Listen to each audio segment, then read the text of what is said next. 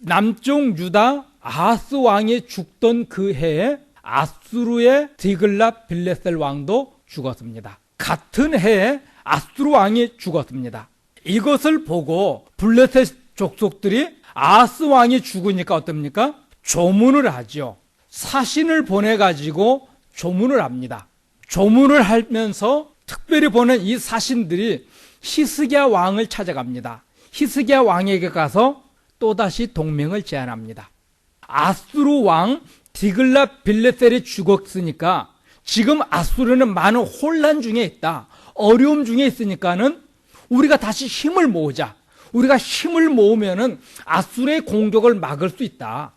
그동안 아수르가 얼마나 우리를 괴롭혔느냐, 우리를 잔인하고 포악하게 다루었느냐, 정말 몽둥이로 우리를 다스리는 것처럼 우리를 괴롭히지 않았느냐. 그러니까 우리가 힘을 모아서 아수르를 대적하자.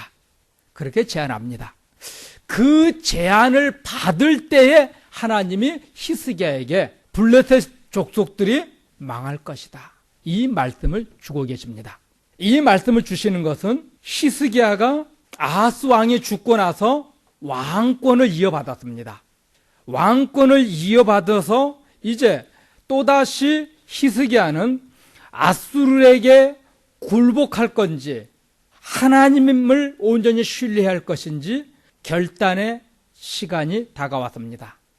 그때 블레셋이라는 족속이 찾아와서 우리가 힘을 모아서 아수르를 대적하자 그렇게 말합니다. 그 제안을 받았을 때 하나님께서 하시는 말씀이 그 나라는 망할 나라다. 망할 나라니까, 망해 없어질 나라니까는 블레셋을 기대하지 말라. 블레셋을 의지하지 말라. 그 말씀을 주고 계시는 겁니다. 그러면서 블레셋에게 하시는 말씀이 29절 말씀입니다. 같이 봅니다. 블레셋 온 땅이여 너를 치던 막대기가 부러졌다고 기뻐하지 말라. 뱀의 뿌리에서는 독사가 나겠고 그의 열매는 날아다니는 불뱀이 되리라. 블레셋은 이 잔인한 폭군 아수르의 디글랏 빌레셋 왕이 죽자 아수르로부터 독립할 수 있는 절호의 기회라고 생각했습니다. 더 이상 치욕을 당하지 않고, 더 이상 고통당하지 않고, 더 이상 무시당하지 않고 짓밟히지 않을 수 있는 좋은 기회가 왔다 생각합니다. 이 기회를 놓치면 또다시 이런 기회가 올 수 없다 생각해서 유다에게 군사 동맹을 제안합니다. 이렇게 큰 기대와 희망에 들떠있는 블레셋에게 하나님이 말씀합니다. 너희를 치던 막대기가 부러졌다고 기뻐하지 말라. 그래서 너희를 치던 막대기라는 말은요, 아수르가 블레셋과 또 유다와 북쪽 이스라엘과 근동에 있었던 모든 나라들을 통치하는데 몽둥이로 두들겨 패는 것처럼 잔인하게 다루었습니다. 그 막대기가 부러졌다는 말은 아수르 왕 디글랏 빌레셋이 죽었다는 말입니다. 아수르 왕이 죽었다고 기뻐하지 말라 말합니다. 그 다음에 나타나는 왕은 뭐라고요? 지금 디글랏 빌레셋은 뱀이었다고 하면은 그 다음 왕은 독사라. 더 잔인할 것이라. 그 다음 왕은 날아다니며 사람들을 죽이는 불뱀이 될 것이다. 점점점 또 포악한 왕이 나올 것이다. 그렇게 말씀하고 있습니다. 그래서 하나님께서 블레셋에게 말씀합니다. 너희는 반드시 망할 것이라. 그러니까는 유다 히스기야 왕아, 너는 망해 없어질 이 블레셋을 의지하지 말고 나 여호와 하나님만 의지하라. 그렇게 말씀하는 겁니다. 하나님께서 이스라엘 백성들의 잘못된 길을 막아서라도 하나님만 의지하게 하시는 분이 우리 하나님이신 줄로 믿습니다. 민수기 22장 22절 같이 봅니다. 그가 감으로 말미암아 하나님의 진노하심으로 여호와의 사자가 그를 막으려고 길에 서니라. 발람은 자기 나귀를 탔고 그의 두 종은 그와 함께 있더니. 발람 선지자가 이스라엘 사람들을 미워하고 저주하려고 했던 모압 왕 발락에게 찾아가고 있습니다. 모압 왕 발락이 이스라엘을 저주하려고 하는데 이 선지자 발람을 불러드립니다. 많은 돈을 주면서 불러드릴 때 모압 왕 발락의 청을 받아서 가고 있을 때 하나님께서 여호와의 사자를 보내서 그 길을 가로막고 있습니다. 하나님의 사자가 그 길을 가로막고 있는 것을 알지 못하고 발람 선지자는 그 길을 갑니다. 나귀를 타고 갈 때 하나님께서 나귀의 눈을 열어서 여호와의 사자가 그 앞에 서 있는 것을 보게 합니다. 나귀가 눈이 열려서 여호와의 사자가 그를 죽이려고 칼을 들고 서 있는 것을 보고 무서워서 포도원으로 뛰어들어갑니다. 나귀를 타고 있던 이 발람 선지자는 그것을 알지 못하고 채찍으로 후려패면서 다시 길 위로 올라가게 만듭니다. 얻어맞고 길 위로 올라섰던 나귀가 더 이상 앞으로 갈 수 없으니까 어떻습니까? 벽에 몸을 기대고 비비기 시작합니다. 무서우니까 못 가잖아요. 다리가 나귀 몸과 벽 사이에 낀 발람이 또다시 채찍을 치면서 앞으로 가라 말합니다. 그러니까 나귀가 그 자리에서 주저앉아 버립니다. 너무 무서우니까요. 일어서라고 또다시 발람 선지자가 나귀를 후려 패고 있습니다. 그럴 때 하나님께서 나귀의 입을 열어주죠. 그러니까 나귀가 하는 말이 내가 왜 때리냐? 내가 뭘 잘못했다고 때리냐? 내가 뭐 잘못했다고 했다고 3번씩 나를 치느냐? 그때 발람 선지자가 나귀랑 말싸움하죠. 왜 내 말 안 듣냐? 그때 하나님께서 발람 선지자의 눈을 열어주십니다. 민수기 22장 32절이요. 같이요. 여호와의 사자가 그에게 이르되 너는 어찌하여 내 나귀를 이같이 3번 때렸느냐? 보라, 내 앞에서 내 길이 사악함으로 내가 너를 막으려고 나왔더니. 여호와의 사자가 그에게 말합니다. 내가 지금 사악한 짓을 하려고 가니까 내가 너를 막으려고 이 앞에 나왔다. 성경은 말씀합니다. 하나님은 이런 분이라는 겁니다. 오늘 본문에서 히스기야가 잘못된 길로 갈 수 있으니까는 잘못된 길로 가지 못하게 하려고 어떻게 한다고요? 하나님께서 그 길을 막으셨다는 겁니다. 어떤 방법을 통해서요? 블레셋을 망하게 하는 방법을 통해서도 히스기야가 잘못된 길로 가지 못하도록 막으시는 하나님이라는 말씀입니다. 하나님께서 우리가 하나님만을 의지하는 것이 방해된다 하면은 그 방해되는 것을 제거하시는 줄로 믿습니다. 우리가 예수를 믿으면서 참 이것이 있으면 좋을 것 같은데 그것을 주지 않는 이유가 그것이 예수를 더 잘 믿고 하나님만을 더 의지하는 데 방해가 된다 한다면 그것을 하나님이 거두시는 줄로 믿습니다. 우리는 이것이 있으면 참 좋고 더 예수를 잘 믿을 것 같은데 하나님이 안 주시는 이유가 무엇입니까? 그것이 있으면 망할 수 있으니까요. 그것이 있으면 교만해질 수 있으니까요. 그것이 있으면 저 영원한 천국의 상급이 적을 수 있으니까요. 우리의 삶의 영역을 참 넓게 보지 못하고 있습니다. 우리는 흔히 달란트 비유를 했을 때 내가 많은 것을 남겨야 하나님께 큰 복을 받을 수 있다. 여기에만 국한시킵니다. 맞는 정답이에요. 물질로 한번 돌려볼게요. 하나님께서 많은 물질을 주셨습니다. 그 많은 물질 가지고 무엇하라고요? 구제하고 섬기며 주의 일하라고요. 그거 하지 않으면은 그 많은 것 가지고 주의 영광에서 쓰지 않으면은 마지막 날 하나님 앞에 그 사람은 책망받을 겁니다.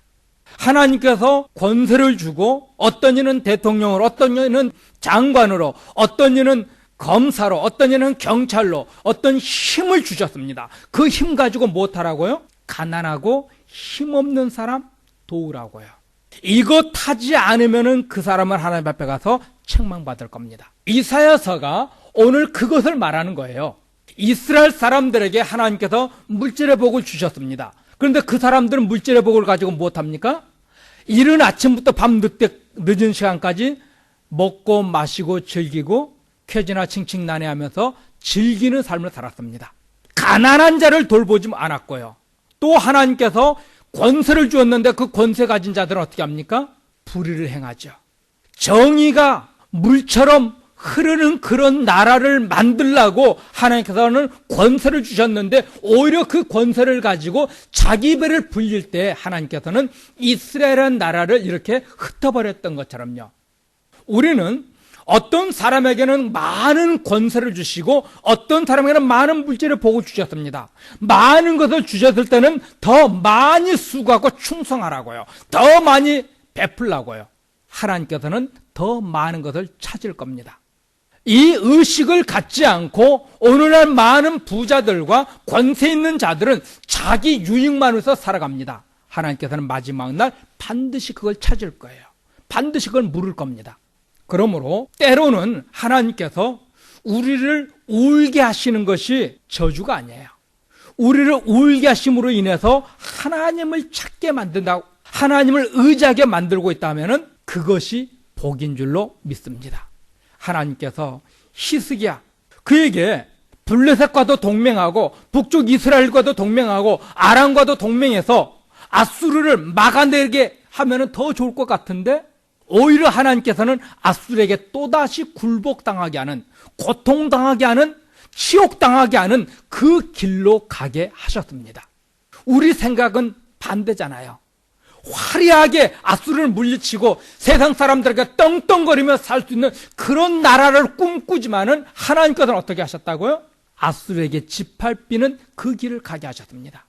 그것이 이스라엘 사람들이 하나님을 더 의지할 수 있는, 하나님만을 찾을 수 있는 길이기에 히스기야가 의지할 수 있는 그것을 제거하기 위해서 블레셋이라는 나라를 망하게 만들었다는 말씀입니다. 이 블레셋에게 말씀하기를 너를 치던 그 자는 뱀이었다고 한다면, 디글랏 빌레셋이 뱀이었다고 한다면 그 다음에 오는 왕은 독사라 말하죠. 그 독사는 사르곤이라는 왕입니다. 그 다음에 오는 불뱀은 산헤립이라는 왕을 지칭하고 있습니다. 점점점 포악한 왕이 나와서 이스라엘을 더 괴롭힐 겁니다. 그것을 통해서 이스라엘이 우리가 의지할 리는 하나님밖에 없다는 것을 절실히 깨닫고 하나님만 의지하게 하기 위해서요.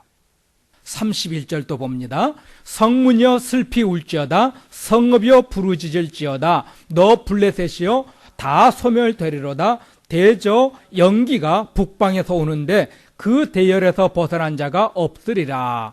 북방에서 연기가 와서 너희를 다 태워 없애버릴 것이다 말씀하죠. 블레셋을 그렇게 없애버리겠다 말씀합니다. 이 말씀은 마게도니아 알렉산더 대왕을 지칭합니다.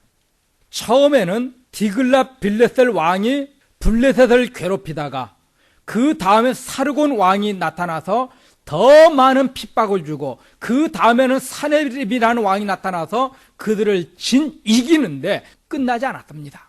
400년 후에 나타날 알렉산더 대왕이 와서 블레셋을 완전히 없애버릴 것이다. 성경은 이렇게 말합니다.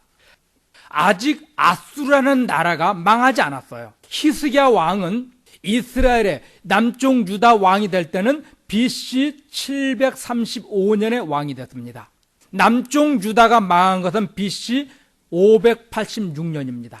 아수르는 BC 612년에 망했어요. 다시 말하면은 히스기야가 왕이 될 때로부터 아수르가 멸망한 때까지는 앞으로 120년 후의 일입니다. 120년 후에 아수르가 멸망하고 또다시 70년간 바벨론이 통치하잖아요. 바벨론이 망하는 날 시간까지 계산하면 무려 190년 후에 바벨론이 멸망할 것입니다. 190년 후에 멸망할 그 사건을 미리 하나님이 말씀하셨고, 또 이 마케도니아 알렉산더 대왕이 나타나는 것은 BC 330년경, 약 앞으로 400년 후에 이뤄질 그 사건을 하나님이 미리 말씀하시면서 히스기야에게 세상 나라를 의지하지 말라. 하나님이 모든 것을 계획하시고 하나님이 생각하는 대로, 하나님 마음 먹은 대로, 하나님이 원하는 대로 세상을 이끌어가니까 세상 나라를 보고 두려워하지 말고 여호와 하나님만을 의지하라, 이렇게 말씀합니다. 하나님께서 앞으로 일어날 모든 미래 사건을 미리 말씀해 주면서 하나님이 이 모든 것을 계획하고 준비하고 이루어 가니까는 하나님만 의지하라. 그것을 우리에게 지금 말씀하고 계십니다. 하나님께서 우리의 보호자고 우리의 구원자라고 이것을 알게 하시기 위해서 오늘 본문은 우리에게 말씀합니다. 25절 한번 같이 봅니다. 내가 아수르를 나의 땅에서 파하며 나의 산에서 그것을 짓밟으리니 그때에 그의 멍에가 이스라엘에게서 떠나고 그의 짐이 그들의 어깨에서 벗어질 것이라. 아멘. 방금 말씀드린 대로 아수르가 이스라엘 땅에서 파하고 하나님이 아수르를 이스라엘 땅에서 짓밟겠다 그렇게 표현하고 있죠. 120년 후에 일어날 사건인데요. 이 사건이 성경적으로 정확하게 역사 속에서 이루어졌습니다. 히스기야 왕이 들었는데요. 아수르의 사네립 왕이 18만 5천 명의 군사를 이끌고 이스라엘을 쳐들어왔죠. 예루살렘 성을 포위하고 예루살렘 사람을 다 죽여버리겠다 큰 소리 빵빵 치고 왔습니다. 열왕기하 19장 32절 같이 봅니다. 그러므로 여호와께서 아수르 왕을 가리켜 이르시기를 그가 이 성에 이르지 못하며 이리로 화살을 쏘지 못하며 방패를 성을 향하여 세우지 못하고 치려고 토성을 쌓지도 못하고 18만 5천 명이 예루살렘 성을 향해서 활 한번 겨눠보지 못하고 방패 한번 세워보지 못하고 다 망할 것을 말씀합니다. 19장 35절입니다. 이 밤에 여호와의 사자가 나와서 아수르 진영에서 군사 18만 5천 명을 친지라. 아침에 일찍이 일어나 보니 다 송장이 되었더라. 하나님께서 18만 5천의 아수르 군사를 하룻밤 사이에 다 시체가 되게 했습니다. 한 사람은 살아남았죠. 아수르의 왕 사네립 왕은 살아남게 하게 합니다. 왜 살려주셨을까요? 아수르에게 가서 간증하라고요. 다 죽었다고요. 아수르 왕이 자기 군사 18만 5천 명을 예루살렘 성을 다 둘러싸고 그 다음 날 공격하려고 했었는데 그 밤에 하나님께서 다 죽여버렸다는 말씀입니다.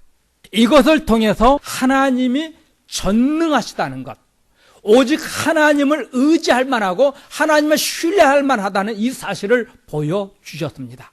이런 사건이 과거에도 있었죠. 이스라엘 사람들이 모세의 인도를 받아서 이집트에서 출애굽할 때 사건입니다. 하나님께서는 바로 왕의 마음을 강팍해 하였다는 말씀을 무려 10번씩이나 쓰고 있습니다. 이스라엘 사람들을 구원해낼 때 하나님께서 그냥 끄집어내도 되는데 바로 왕의 마음을 강팍하게 했다. 그래서 그 땅에 10가지 재앙을 쏟아 부으시죠. 10재앙을 쏟아 부으셨던 이유가 무엇입니까? 세상에 이와 같은 이가 없는 전능한 하나님이라는 사실을 보이기 위해서 10가지 재앙을 그 땅에 쏟아 부으셨습니다. 그리고 바로 왕의 마음을 강팍하게 해서 바로 왕의 군사를 홍해에 다 수장시켰던 이유가 무엇입니까? 여호와와 같은 이런 신이 없다는 것을 알게 하시기 위해서요. 출애굽기 9장 14절 같이 봅니다. 내가 이번에는 모든 재앙을 너와 내 신하와 내 백성에게 내려 온 천하에 나와 같은 자가 없음을 내가 알게 하리라. 온 세상에 여호와와 같은 신이 없다는 것을 알게 하시려고 하나님께서는 바로 왕을 회개시키지 않았습니다.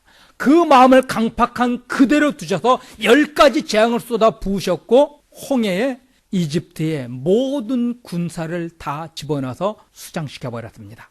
이것을 통해서 이스라엘 사람들이 여호와와 같은 신은 없다는 것을 완전히 그 몸으로 깨닫고 그의 삶으로 하나님만을 의지하게 했고, 또 이스라엘 사람들이 가나안 땅을 갈 때 모든 나라 사람들이 간담이 서늘해졌고 녹아졌다, 팔과 발에 힘이 다 빠졌다는 표현을 주고 있잖아요. 그것을 통해서 온 세상 사람들이 전능한 여호와 하나님이라는 사실을 알 수 있게 하셨다는 말씀입니다. 아수르 왕, 이 사네립 왕의 군사 18만 5천을 하룻밤 사이에 다 시체로 만드시는 이 사건을 통해서 하나님은 정말 의지할 만한 분이라는 것, 하나님은 온 세상의 그 어떤 신보다 뛰어난 하나님이라는 사실을 우리에게 말씀해 주실 뿐만 아니라 이것을 통해서 우리에게 하나님 무엇을 말씀합니까? 하나님만을 의지하라. 하나님께서 모든 세상을 통치하시는 왕이라는 것, 이것을 우리에게 말씀하기를 원하셨습니다. 하나님께서는 단순히 하나님 내가 얼마나 능력이 있는 것인가 이것을 알게 하기 위해서 이런 일을 하지는 않았습니다. 이것을 통해서 우리가 정말 하나님은 신뢰할 만한 분, 하나님은 의지할 만한 분이라는 이것을 말씀하기 위해서, 하나님만을 의지하게 하기 위해서 하나님은 이런 놀라운 기적을 행해 보이셨습니다. 그러므로 하나님은 우리의 구원자 되실 만하죠. 우리가 의지할 만한 그런 분이시죠. 우리가 찾고 찾을 만한 분이잖아요. 이것을 성경은 우리에게 말씀하기를 원하셨습니다. 그러면서 우리가 잘못된 길로 갈 때 그 길을 막아서라도 우리가 하나님의 자녀의 신분을 잃지 않게 하시는 하나님이십니다. 사랑하는 성도 여러분, 하나님은 우리의 길을 막아서라도 우리가 하나님의 자녀다움을 잃지 않도록 지키시고 보호하시는 하나님이심을 믿을 수 있기를 축복합니다. 하나님은 우리를 왜 막으십니까? 왜 우리의 길을 막으십니까? 왜 내가 원하는 것을 때로는 막으시고 왜 응답하지 않습니까? 그것은 하나님이 우리를 미워해서가 아니라 우리에게 유익이 되기 때문에 그 길을 가지 못하게 막고 계십니다. 우리는 이 땅에서의 유익을 위해서 저 영원한 하나님 나라의 풍성함을 소홀히 생각합니다. 하나님은 저 영원한 나라의 풍성함을 위해서 이 땅에서 가난하다 하면은 그 길을 가게 하시는 분이 하나님이십니다. 우리 생각은 이 땅에 머물러 있습니다. 이 땅에서 더 많은 것, 더 풍요로운 것을 누리기를 원하지만은요, 하나님은 이 땅에 관심이 없어요. 이 땅에서 울게 해서라도 저 영원 하나님 나라에서 칭찬받는 백성으로 하나님 품 안에서 영광을 얻는 자녀로 세우시는 것이 하나님의 목적인 줄로 믿습니다. 그것을 이루기 위해서 하나님께서 우리가 이 땅에서 울어야 되면은 울게 하시는 하나님이십니다. 하나님께서는 우리를 낮추셔서라도 하나님이 계획하셨던 것을 얻게 하시는 전능하신 하나님이심을 믿을 수 있기를 주의 이름으로 축복합니다. 그런데 우리는 인생을 살면서 하나님의 뜻을 알지 못하니까 섭섭하죠. 아쉽고 답답합니다.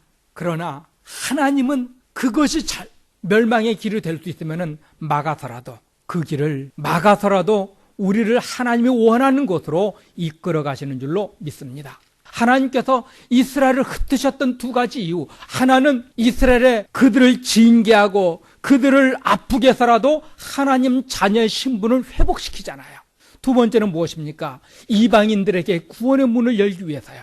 출애굽기 12장 38절입니다. 수많은 잡족과 양과 소와 심이 많은 가축이 그들과 함께 하였음에, 수많은 잡족, 수많은 민족이 이스라엘 사람들이 이집트에서 출애굽할 때 함께 나와서 구원함을 얻었음을 성경은 말씀하고 계십니다. 이제 하나님께서 온 세상을 경영하시는 분이라는 사실을 24절에 다시 말씀해 주고 계십니다. 같이 보십니다. 만군의 여호와께서 맹세하여 이르시되 내가 생각하는 것이 반드시 되며 내가 경영하는 것을 반드시 이루리라. 27절입니다. 만군의 여호와께서 경영하셨은즉 누가 능히 그것을 패하며 그의 손을 펴셨은즉 누가 능히 그것을 돌이키랴. 하나님께서 온 세상을 경영하고 있기에 이 세상은 하나님의 생각대로, 하나님의 뜻하시는 대로, 하나님 마음 잡수신 대로 다 이루어지고 있다 성경 말씀합니다.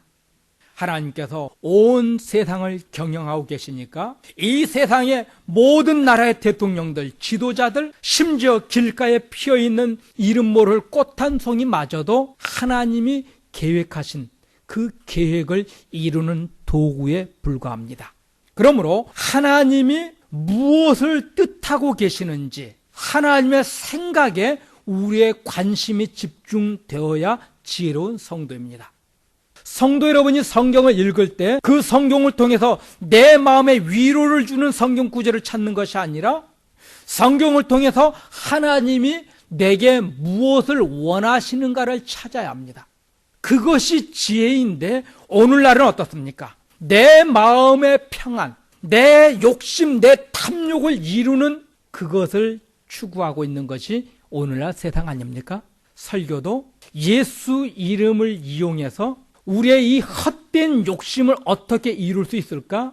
내 욕심을 어떻게 채울 수 있을까? 이것을 어떻게 이룰 수 있을까? 이것에 집중하잖아요. 그러나 하나님은 그것이 아니라 하나님의 뜻이 무엇인가를 찾고 그 뜻에 어떻게 순종하고 어떻게 그 뜻을 이루어 드릴 수 있을까? 이것을 찾으라 성경은 말씀하고 있습니다. 우리는 이렇게 내 욕심과 하나님의 뜻이 대립하고 있습니다. 하나님의 뜻에 순종하고자 신앙생활하는 사람보다는요, 자기 욕심을 이루기 위해서, 자기 욕심을 성취하기 위해서 기도하는 성도가 더 많이 있습니다. 하나님 앞에 내가 어떻게 살 것인가, 하나님은 내게 무엇을 원하시는가, 그것을 알기 위해서 성경을 보고 기도하는 성도보다는 내 욕심, 이것을 채우기 위해서 성경도 보고 기도도 하고 봉사도 합니다.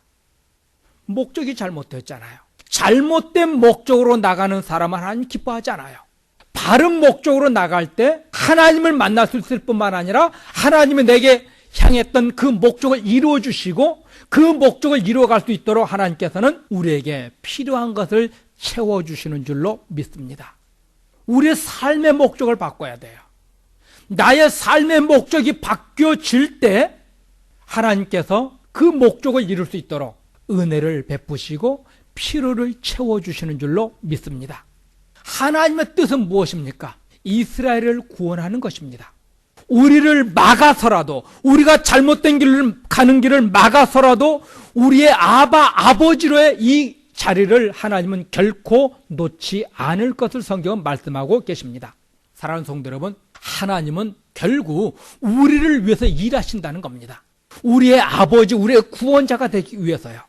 하나님은 지금 우리를 향한 그 계획, 그 생각을 이루시기 위해서 일하고 계십니다.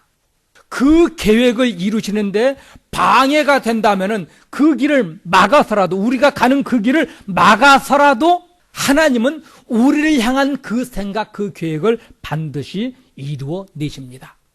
저와 여러분을 향한 하나님의 그 계획을 이루는데 방해가 된다면은 세상 나라를 망하게 해서라도 하나님은 저와 여러분을 향한 그 계획을 이루어 내시는 자비하신 하나님이십니다. 우리를 향한 그 계획을 이루시기 위해서 아들 예수님마저도 십자가에 내어주실 만큼 이 위대하신 사랑을 우리에게 베풀고 계시는데, 우리를 향한 이 위대하신 하나님의 사랑을 세상 그 어떤 것이 막을 수 있겠습니까? 어떤 것도 하나님의 이 위대한 사랑을 막을 수 없습니다. 하나님께서는 우리를 향한 이 놀라운 사랑을 반드시 성취해 내시는 하나님이신 줄로 믿습니다. 이 위대하신 하나님 사랑 앞에 우리 인생의 문제를 내어 맡길 수 있기를 바랍니다. 내가 정말 꿈꾸고 계획하고 있는 이것이 정말 하나님이 원하시는 것인지를 말씀 앞에, 하나님 앞에 점검해 볼 수 있기를 주의 이름으로 축원드립니다.